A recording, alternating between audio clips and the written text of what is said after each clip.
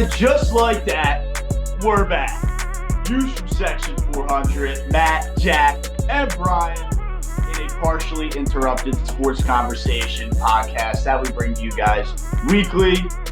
Mike in a week in this one. Everybody loves it the most. But some pretty big news today. Castellanos hit a home run, which means Joe Biden dropped out of the presidential race. That's the trade-off that had to happen there. Whenever Castellanos goes yard or whenever crazy news breaks, yeah, Castellanos seems to go off. So he's been red hot over the last month, which I don't know is good for the rest of the world. Probably not great for the rest of the world at all. I mean, there's been a lot of celebrity deaths lately, and this Biden stepping down is kind of the last straw, I guess, for Castellanos. But, I mean, that happened, and then hours later, Tom Brenneman gets announced that he's going to be doing college football games on the CW this upcoming fall. I mean, the punchlines write themselves at this point. I mean, he's the Castellanos originator. Yeah. I mean, he's the reason why we're in this vortex of bad things happening or crazy news breaking whenever Castellanos has a big day at the plate. Yeah, it's honestly just ridiculous at this point. Every time there's like some world news, there you go. Castellanos goes, yeah. We remember how Brian said we needed an intern who will track birthdays when people have kids, and that way we can always put bets on them. That's another thing. You got to be in on the current events. Let us know when something happens. If the Bills are playing, we need bets on Castellanos to go yard. Well, there was a tweet. I don't know how accurate it was, if it was photoshopped or if the guy just because I think the Biden news broke at 105 and the Phillies started at 110 or something, 130. But he tweeted the home runs on FanDuel and they locked Castellanos. Now, I don't know. I don't know if that's a real tweet or if he photoshopped that, but I would not be surprised at all of them locking it. Vegas isn't going to let free money walk out the door. I mean, even if it's an algorithm, there were probably a shit ton of people just hammering the Castellanos home run, and they thought something was up.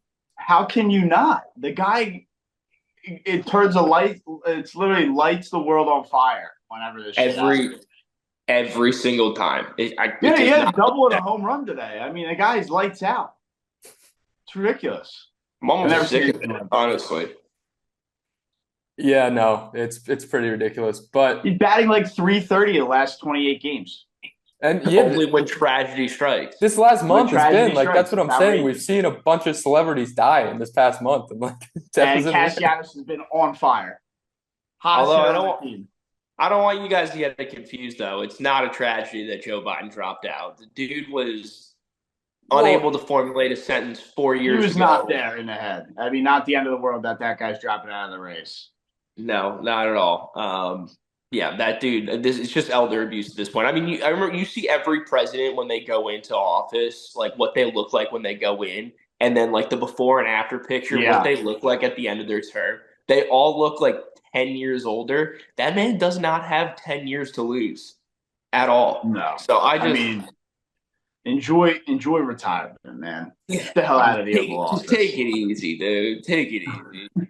You don't need to be stressed going all in for the country anymore. You're good, bro. I think he was on vacation too when he broke this news, because when I turned on the news, the other reporter was in Rehoboth Beach, and I'm it's definitely, if she's following Biden, he's sitting on the beach, probably just I'd rather just be on the beach for the next 4 years than is that something fun to do? Is bet on the Democratic nominee? I mean, big favorite, and the one they're pushing is Kamala Harris. But do we give out some Democratic presidential picks? I think Newsom. And Newsom's got to be a guy, because don't they have to have another election or vote or something for it? They need the committee needs to nominate somebody, so they don't need a whole nother. So it's not official Kamala Harris, right? They got to go through it. No, yeah, Biden. I think he endorsed. He just endorsed her. Yeah, but they gotta pick. The committee's got to pick, or convention, whatever. The DNC. I don't know. Maybe the next pod we give out some futures, but I don't know. Whatever. Yeah. Well, I think that's enough political talk for the rest of the year. But I'm good too. So before we move on to our Michael of the Week with a bunch of other ridiculous news, this podcast is sponsored by SeatGeek. Whether you're going to a ball game up in Section 400 this summer, chugging beers on the lawn at a concert, or living it up in a suite, SeatGeek is the premier ticket app that takes the confusion out of buying tickets. Their one-of-a-kind platform makes browsing for the best deals easy, and we have great deals up in Section 400. By giving users a 1 out of 10 score on each ticket to know if they're getting the best bang for their buck. Use our code at checkout, views from 400, $20 off your first purchase. Again, that's code views from 400. Checking out to buy your tickets, you get $20 off, we get some back, you support us. Great deal. And now, on to Michael of the Week.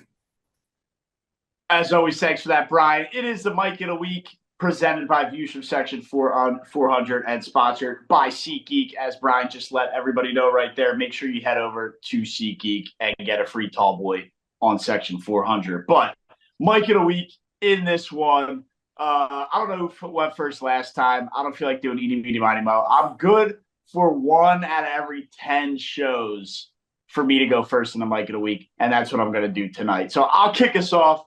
Then you guys can battle it out for who wants to go. But kind of random news broke. I don't know if it was today or yesterday.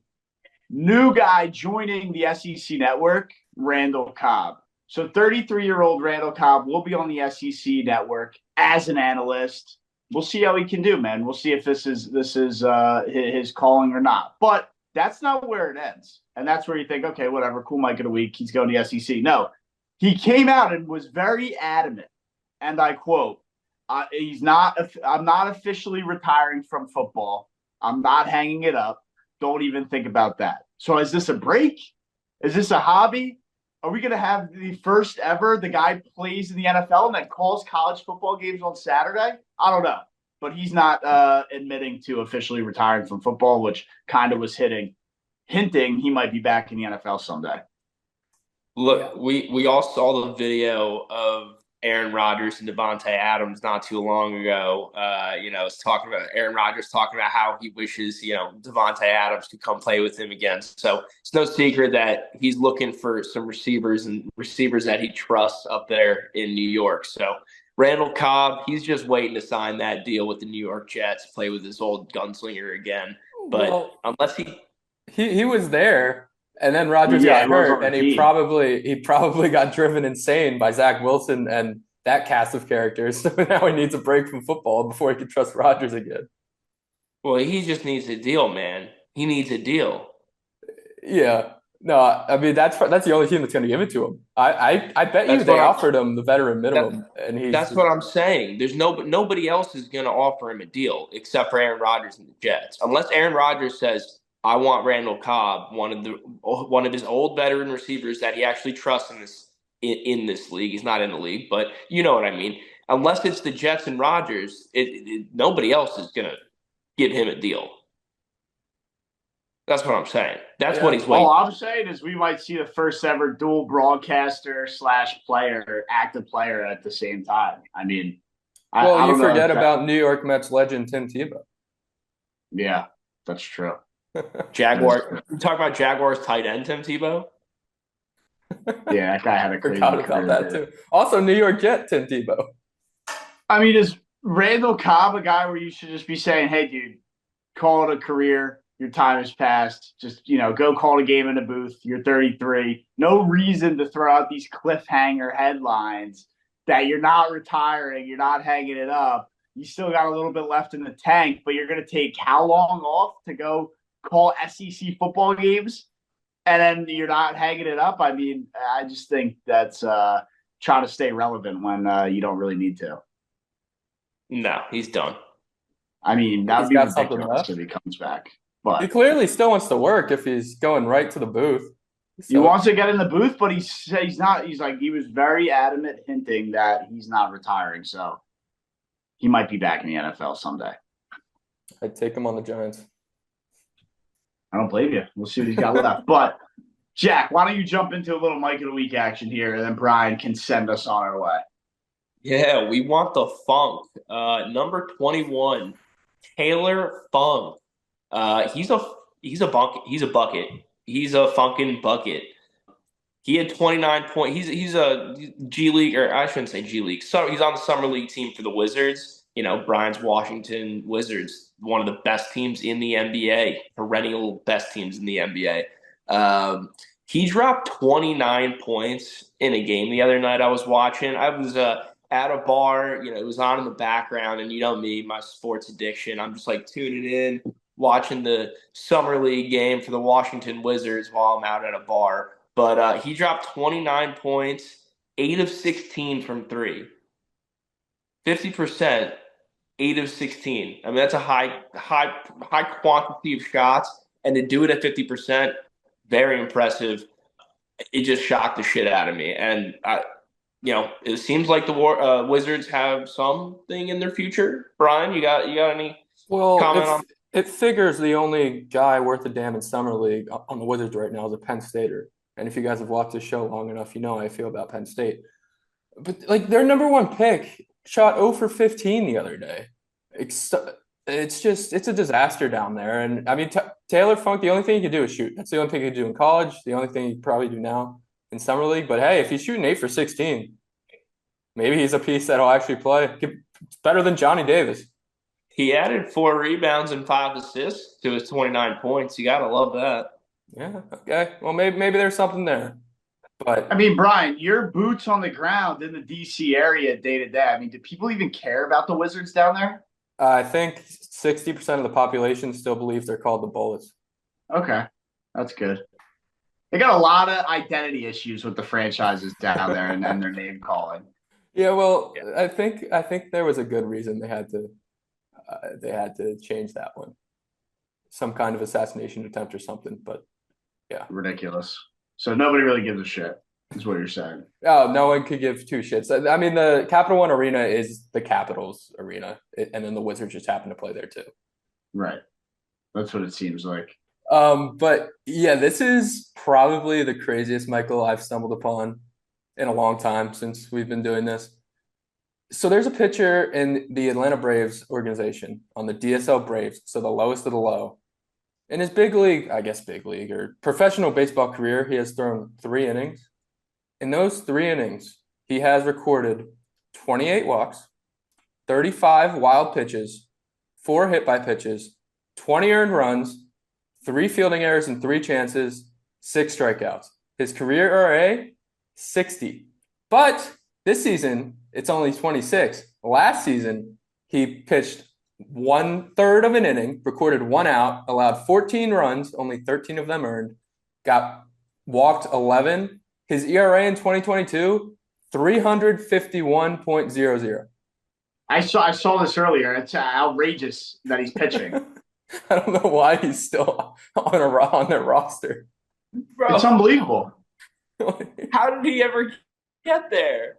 They found him, and I forget what the town was in the Dominican Republic, but he's 20 years old out of the Dominican Republic, and he's pitched 3 innings in 2 years of professional baseball for a rookie level team. Dude, like I said, I saw it earlier. Those stats are outrageously bad. The guy can't pitch. I don't know how that's not abundantly clear on these stats, but yeah, I saw it earlier. I mean, it's just totally ridiculous. It shouldn't even be a story. He's got 6 strikeouts. That's what's saving him. They're like, oh, he's got something in the tank when he throws it straight. This is just, it should never have gotten to this point.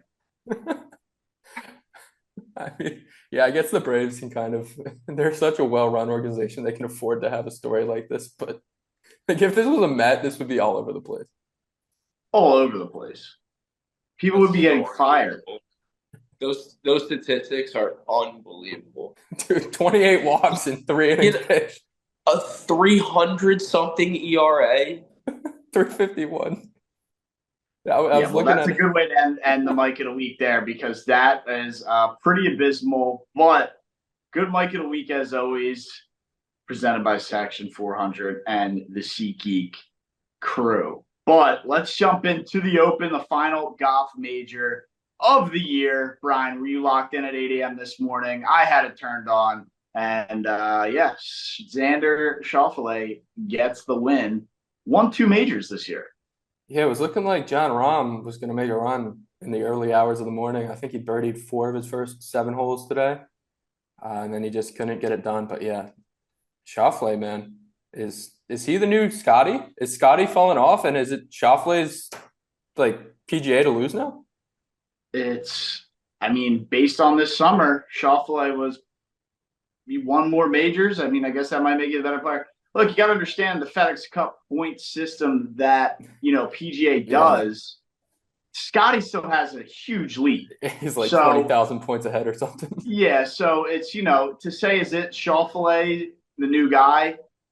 Still not yet in terms of the point standing. Next year, we'll see what happens. But, yeah, I mean, Scheffler obviously had a rough summer with, felony evasion charges and this, that, the third. Yeah, Jack, you see your guy Tiger missed the first, second, and the haircut? Yeah, I saw he got cut, man. Yeah, he's done. I mean, it is what it is. You never really want to see the heroes fall off, but I can't wait until I can start betting legally on, his 15-year-old son. So, yeah, I wonder. Go Charlie. Wonder what. Yeah, maybe Charlie can make us a couple dollars in the future here. I mean, he's got to be. When can you turn pro? I guess you're soon. If you go to college, you're an amateur throughout when you're in college, and then you can be a. I mean, why can't he go and play at 16 and as an amateur in one of the pro tournaments? I don't know how those rules work. I don't know how it works either. But is it like NBA? Can he be LeBron and just not forego college and go right to the pros? I think he can definitely forego college, but I don't know how it works. Either way, not important. We'll know when he also could just go to college for free at any school of his choosing. So sure. on a golf scholarship, of course. Not that he can't afford it. No. Yeah, that's also true. I mean, you could, yeah. I guess it's just whatever he wants to do. But yeah, either way, Tiger is done. It's going to have to be his offspring that make noise out of the Woods camp going forward. But, yeah, I mean, I don't have much on this, man. There's a bunch of fucking nobodies at the top besides Schauffele. I mean, I didn't really know the South African guy. I forget his name. Never heard of that guy before the day. And I heard of the other guys, I guess. But, yeah, Schauffele gets it done. I don't have much more than that. Yeah, Daniel Brown? He fell off at the end, but he's a 267th rank golfer or something. Yeah. Like he was up there. A very weird major. Very, very weird major. But speaking of weird things, USA basketball almost got upset by South Sudan.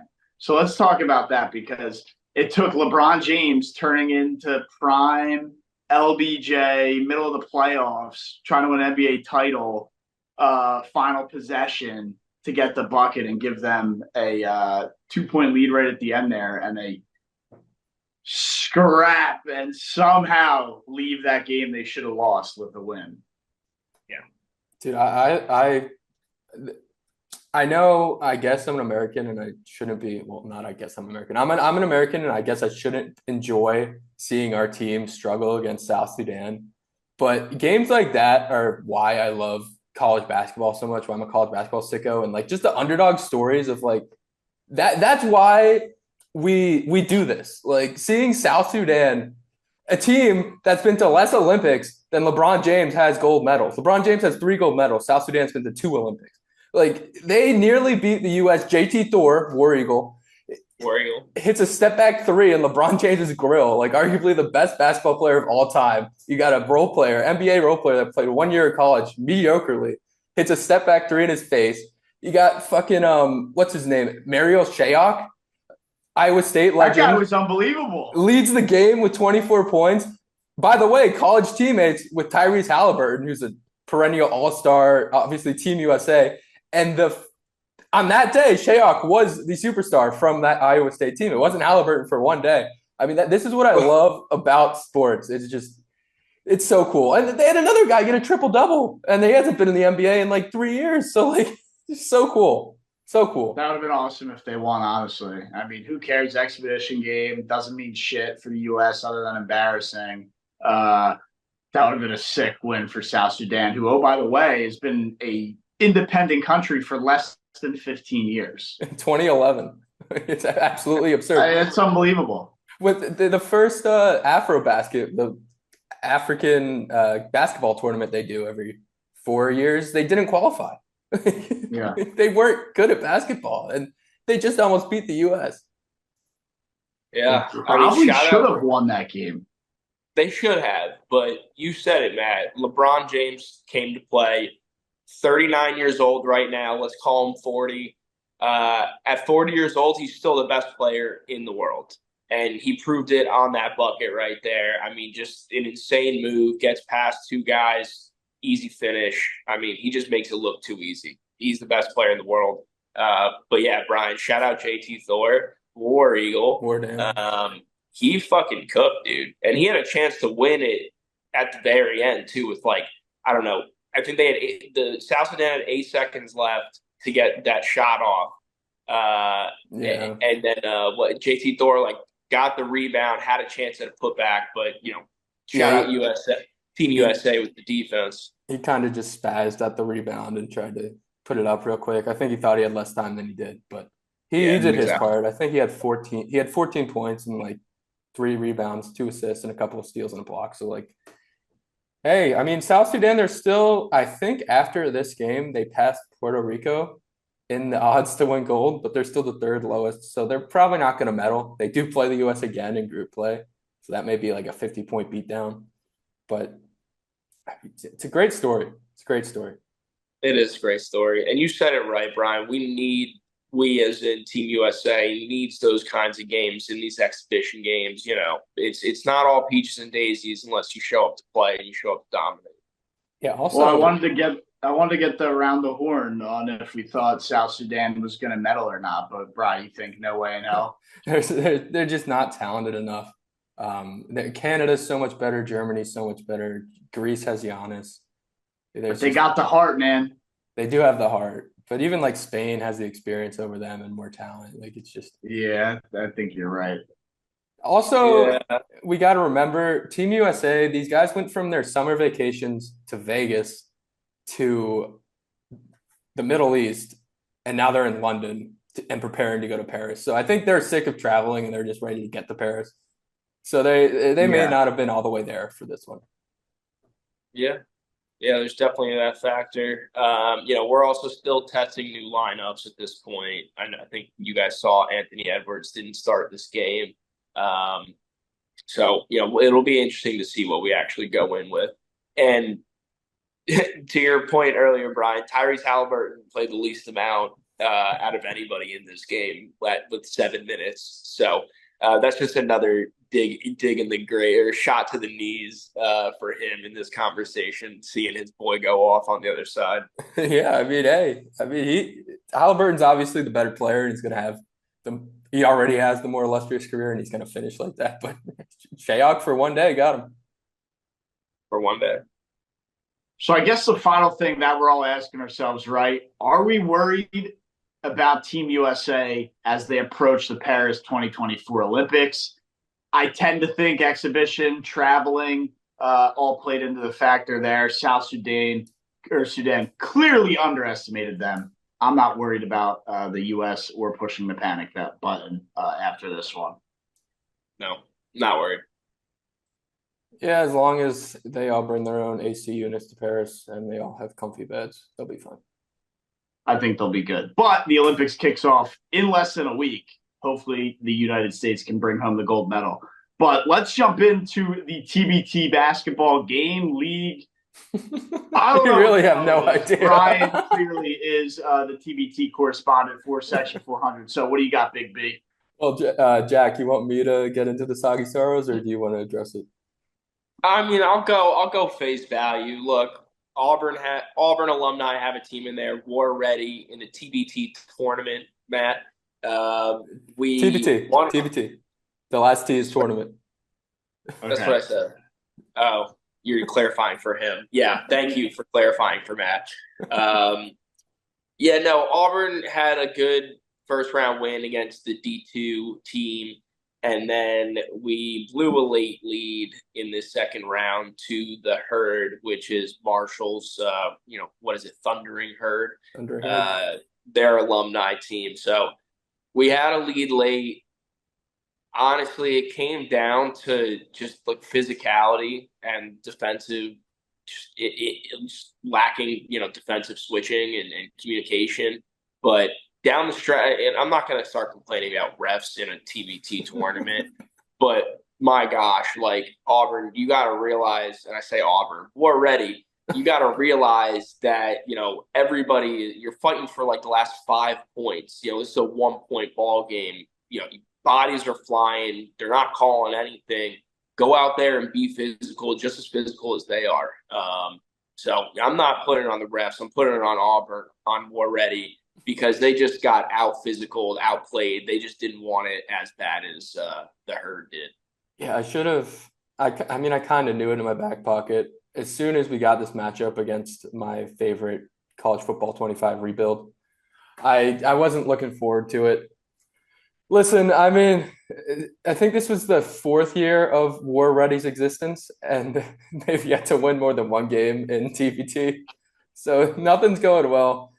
I think we're not going to be any good until, you actually see some of these older Auburn guys flame out of the NBA or whatever EuroLeagues they're in, because right now the rosters is not good enough at all. But hey, they won't get the Zell this year, but maybe a couple years down the road they'll get Zelled some money.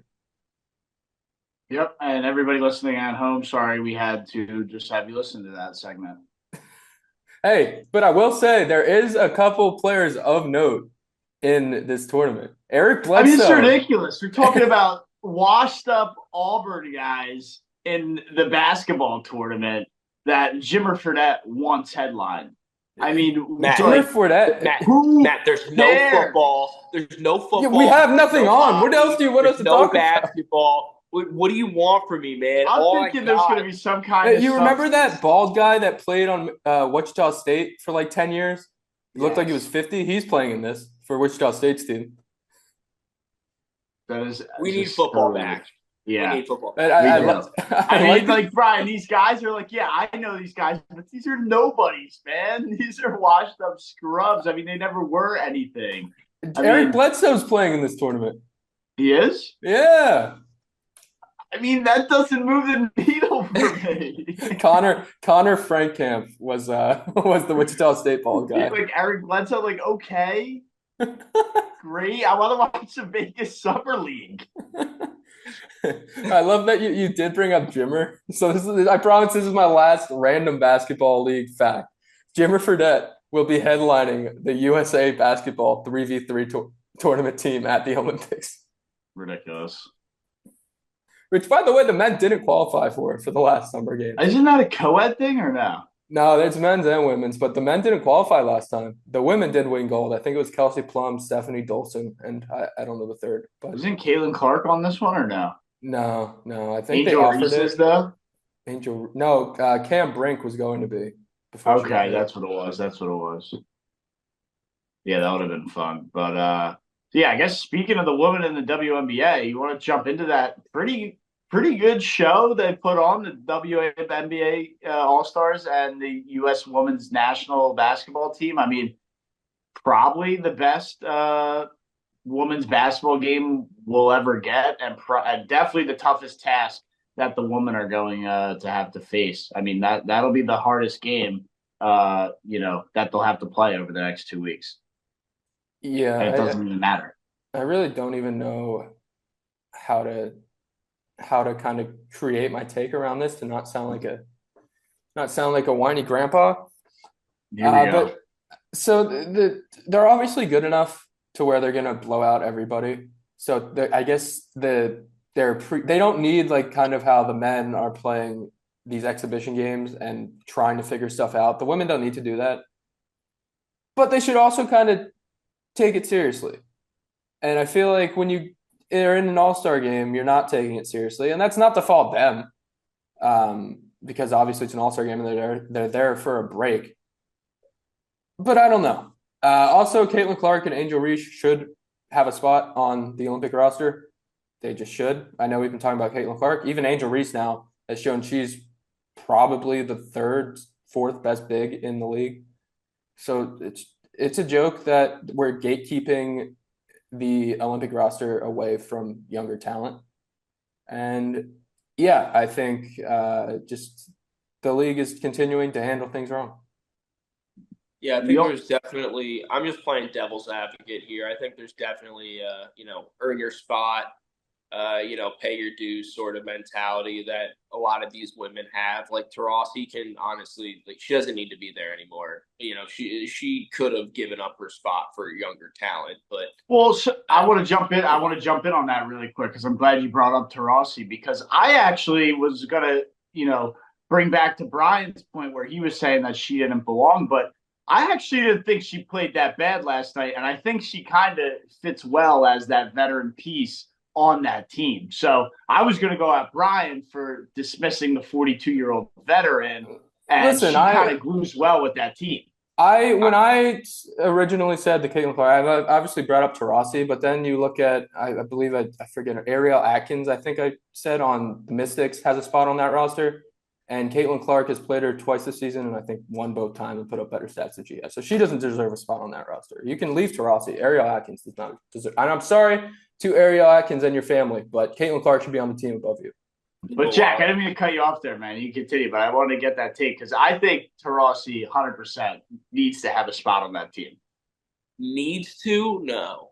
I think this goes back. She's the veteran piece. She's won like 6 gold titles or medals or whatever. I just think she fits well, and she played pretty well last night. I'm not going to deny either of those things. All I'm saying is they don't need her. They're going to win this gold regardless. They should win this gold regardless. Right. At this point, why not bring in Caitlin Clark, Angel Reese, the younger players who are going to be there at the Olympics in the next 4 years, in the next 8 years, Get people watching. Like the only silver lining. I'm not even making that argument. I'm making like the development argument. And I understand Caitlin Clark and Angel Reese are basically already top 10, top 15 players in the WNBA. But at the same time, get them out there on the international stage, get them playing against the international girls. We say with the NBA now, the world is catching up. I'm not saying that the WNBA is the same thing, it's going at the same pace, but wouldn't you rather have Caitlin Clark and Angel Reese, who are going to be on the team next Olympics? You can guarantee yourself that. Wouldn't you rather have them with the Olympic experience under their belt already instead of being newbies next time around when it might be a little bit tougher? Yeah, not necessarily, because I don't think it will be tougher, but you can't stall and lag out Tarasi anymore. Caitlin Clark and Angel Reese, they have 3 years they can wait, 4 years they can wait. Tarasi can't. So I think that was kind of maybe the silver lining and to why maybe Tarasi made it one final time. But yeah, I mean, to Brian's point, furthermore, I know we're dragging this out a little bit here, but that other girl, Ariel Atkins, I mean, that's another one who could be potentially somebody who shouldn't even be on the team. So some questionable calls from the USA, and it's kind of being put on display as they just lost to the WNBA All-Stars. Yeah, and this this will be my last point.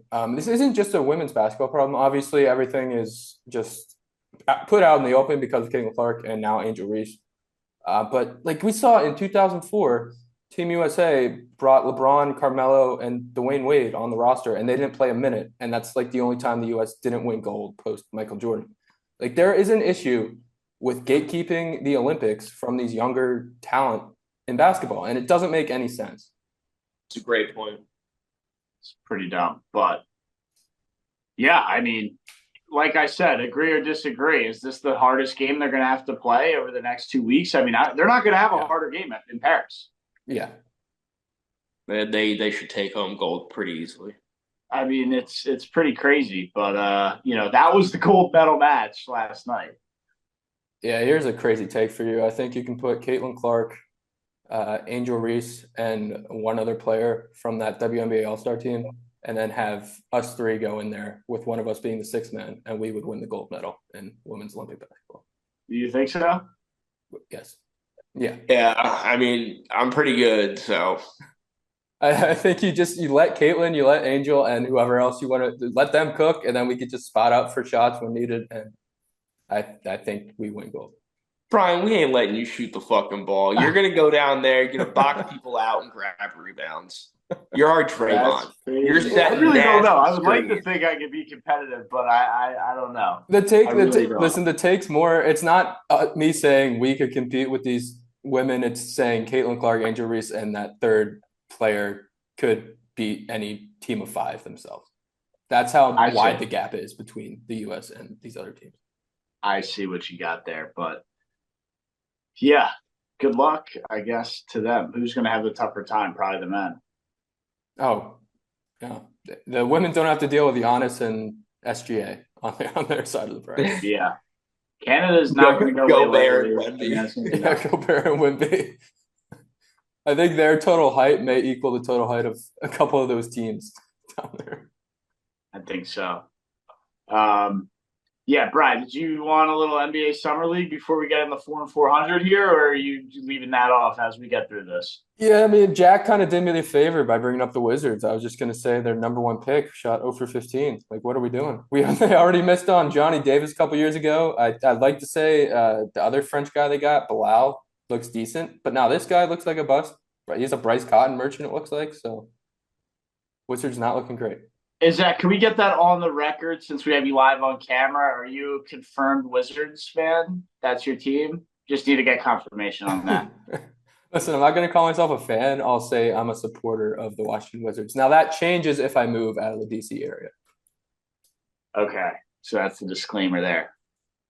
I will support – in the future, I will support whatever NBA team is in the city I'm living in because I know Brian's just supporting local businesses. I get it. Fair enough. the local business of Monumental Sports.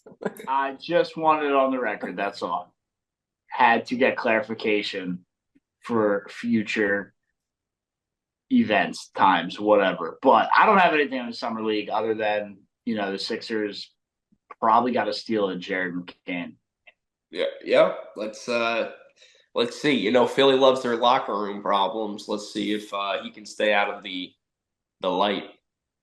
I don't know. I don't think it'll be an issue. Well, it depends how much he's singing. Like if he's singing in Joel Embiid's face after they lose on a buzzer beater against Jalen Brunson. Joel Embiid be like, bro, turn the fucking phone off. Something crazy, but we'll wait until that comes around. But why don't we jump into the 4 and 400 draft we do every show? Everybody loves the greatest upsets, miracle runs, Cinderella stories. I guess we're kind of including them all the above on this one, but it's the 4 and 400, nonetheless, presented by Views from Section 400 and SeatGeek. Why don't we dial up a little draft order here and then get into some of these crazy upsets? I haven't gone second in a while, I feel like. I've been first or last. I was gonna say the same thing, Brian. I feel like I go first all the time, so I'll go last. All right. Yeah, I'll go first. Brian goes second, and I'll go third. Jack. My crazy upset, Cinderella run, whatever you want to call it, and it's going to be the dream run of 2016. Leicester City wins the Premier League. Before the season, I think they were like plus 75,000 to win the title. I mean, that's like, picking the Arizona Cardinals to win the Super Bowl this upcoming year and them actually winning. So that's how crazy that run was back in 2016. Do you guys remember that at all or not really? I remember the ESPN SportsCenter stories about it. I didn't watch a lick of any of the games, but I remember they were electric. Story.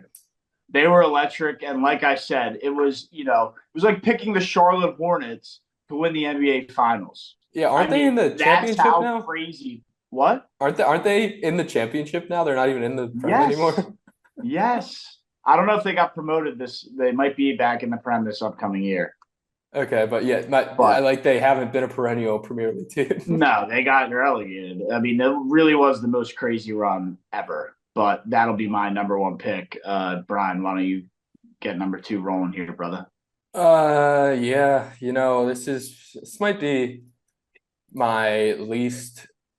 I normally like coming up with some entertaining stuff for these, and I just had nothing for this one. I don't know if it's because I have brain fog or what's going on. But I'll just go back to old reliable college basketball, and I'll pick UNBC beating Virginia, first ever 16 to win, which I kind of hate because it's happened again since then. But It's happened again, and UVA didn't deserve a 1 seed that year. They were not good. And well, do you want me to get into my DeAndre Hunter as a top 20 player in basketball? no, I don't. No, I don't. Move on. All right, Jack, go ahead. All right. Well, I'm gonna take you back to Super Bowl 42 when the nobody Giants with You're double dipping? I'm double dipping with the Eli Manning beating the 16-0, or I say 16-0 regular season, 18-0 Patriots, stopping their perfect season, beating them in the Super Bowl. They were 12-point dogs in that Super Bowl, and they ended up winning. That's just one of those that you look back on and you're like, this is why you got to play the game, is because you never know at the end of it. But going into that, not a single soul thought that the Giants were going to win that, except for maybe you, Brian. Yeah, I mean, I had faith. I was also 10, so it's hard not to have faith. But yeah, looking back on that, they had no business winning that game. They had no business beating the Cowboys in that playoffs. They had no business beating Brett Favre in that playoffs, but they did. I guess it's my pick again. I will pick the tortoise. Well, do I got to go with two? Oh, you do have two. Yeah. There's All right. Brian fucking it up. Yeah, way to try and steal my thunder. Yeah, what if I wanted a tortoise, you piece of shit? Now I'm gonna go with a different Come on, fish. Brian. How long have we been doing this? So you don't know how this works. Yeah, well, he was talking for so long, I thought he took two. Have you never heard of a snake draft before? I think this ridiculous. I may have. What do you got? What do you got first, Jack? All right, for my second pick, I'm gonna take you back to 1020 BC and take David against Goliath. Yeah, that's a great one. I honestly just wrote that one down. I thought you guys were never going to pick that. So I was saving that for the last pick. You pulled it off the board. So congrats to you. It's a good pick, top of the second round. It's a good one. It's a great one. All right, well, now mine looks a lot worse. I'm going to go with the tortoise over the hare. Tortoise over the hare. And then, okay, I mean, this one, I'm going to go back to the wheel well, and this one just means a lot because I was in person. Dunk City beating Georgetown. Georgetown was heavily picked to win that tournament. Dunk City, the boys from FGCU, take down Georgetown and Otto Porter Jr. in Wells Fargo Center in South Philly. We were boots on the ground. I was in 8th grade, and it was a beautiful, beautiful outing to watch the boys from FGCU. The Sun Belt League, are they in? I don't know, but they got it done as a 15 seed. Yeah, it's the ASUN. The ASUN conference. But yeah, we figured out. I don't know if it was the day after or the week after, but we figured out we were both boots on the ground for that. We had no idea we were both there. Yeah, Brian was in the true section 400. I actually had really solid seats. I was lower levels for that. There is a video out there of me screaming what happened to Otto Porter. So maybe I'm the original what happened guy. Yeah, and also James Jaws who? Shout out friend of the program, Cameron Taylor. He had Georgetown taking the Natty that year. They were a heavy pick.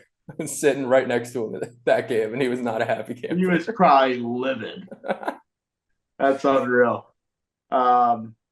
But yeah, I guess I wrap it around with a little snakester here. So I will go with, this is one that I just always remember when I think of upsets, and it was a pretty crazy one since it was a Division I AA team, but Appalachian State knocking off nationally ranked Michigan. I think Michigan was 5th in the country. Appalachian State, no business to win that game as Division I AA. Brian calls it the fake D1. They knocked off Michigan, and unbelievable upset. They had to be a 40-point underdog, 50-point underdog. Dude, App State is just one of those teams when you see them on your schedule, there's a chance that they could upset you. App State, NC State, those are the first two teams that come to mind that just love upsetting people. Dude, you could put App State in the SEC and they'd win 7 games every year just because they play up to their competition. It's More insane. more games than Vandy, that's for sure. Yeah, App State beat Auburn this year. You guys remember that one? I do. It's a tough game to watch. 12 a.m. I had kickoff. App State money line in that one, plus money. Great pick. He went. That was a fun one. But Jack, why don't you hit us, or is Brian up? Brian's up. Yeah, that was too. Dude, I'm running out here. Yeah, just because it was kind of cool. I'll go with Ron Hunter and Georgia State beating Baylor, and Ron Hunter's dad coaching the team and breaking his he broke his arm when he fell out of the stool. Or no, he had a broken leg, so he was in a stool when he fell out of the stool watching his son hit the game winner. It's a pretty cool upset. I believe Terrion Prince. Brian, you already got the L list for sure. Yeah, I'm just gonna go. I think I got 2 good ones here. So with the real one, pretty surprised that this hasn't gotten taken yet. But when we beat the fucking Russians in the Miracle on the Ice. I thought someone would take that early, so I just didn't even write it down. Yeah, I'm surprised. I just looked over my list and was like, wait, that hasn't gotten taken yet. So yeah, I'm going with Miracle on Ice. Shout out the U.S. Shout out hockey. I mean, that was just incredible. And shout out the movie. And then with the last pick, I'm going with 1996 when the Toon Squad beat the Monstars. That was my next pick. So now I'm even more depleted. So thank you for that. You're welcome, Brian. But they also had Michael Jordan. So how much of an upset could it be with the team that has Michael Jordan? Yeah, I mean, Michael Jordan and the 3 of us and your little sister. That was their squad. But yeah, Jordan did it. Oh boy. All right, I'll finish this up here. Matt, it looks a little dark over there. What happens at night? Sun goes down. I will go with Pusha T beating Drake in a rap battle. Outrageous. How big of an upset is that? Well, you mean, I don't know. Drake's like the biggest star in the world. Pusha T doesn't get many streams. I guess it's not really an upset. It's more of like my list is bad enough already. All right. Brian's just throwing in the towel. Brian just throwing bullshit at us and hoping it sticks. It was between that and me looking at my list. So maybe on the graphic, I'll just put me looking at my list. So what? Do I have one? I have one pick left. Yeah. Wrap it up. Send us home, Mr. Send Irrelevant.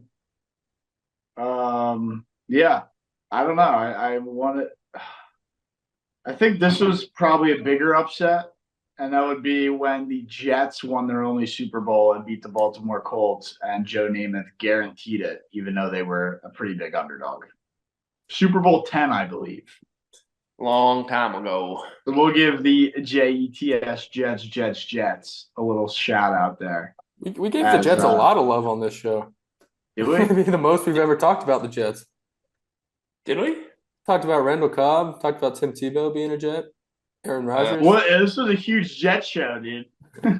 Yeah, shout out AY. There's our Jets preview. Won't be hearing any more Jets until the season. Yep. Brian, can we please talk about football? I think teams are officially finished reporting by the time we record next show. So that was crazy. The Texans, what was it? D'Amico Ryans just forced everybody to show up on day one. Mm-hmm. That was pretty wild. Yeah, we got 2 more shows till August. And then once August hits, we're almost there, boys.